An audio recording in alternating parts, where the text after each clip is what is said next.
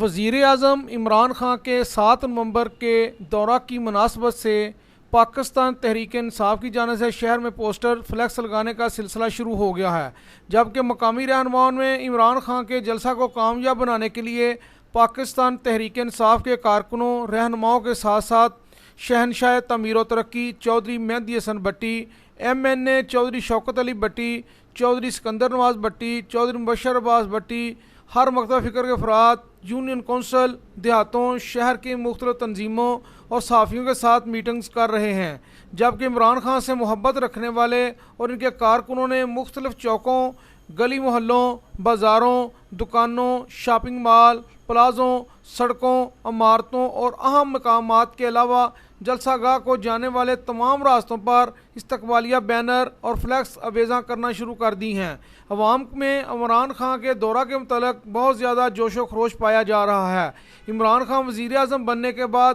پہلی بار حافظ آباد تشریف لا رہے ہیں۔ امید کی جا رہی ہے کہ وہ حافظ آباد یونیورسٹی کے سنگ بنیاد کے علاوہ 400 بیڈ کے ہسپتال، DHQ ہسپتال میں اسپیشلسٹ ڈاکٹروں کی کمی، جدید ایمبولینس فراہم کرنے کے علاوہ ترقیاتی پیکج کا اعلان کریں گے۔ اس سلسلہ میں شہنشاہ تعمیر و ترقی چودھری مہدی حسن بٹی نے سپاس نامہ بھی تیار کیا ہوا ہے۔ عمران خان کے علاوہ وزیر اعلیٰ پنجاب اسد عمر اور وفاقی وزیر ریلوے شیخ رشید بھی تشریف لا رہے ہیں۔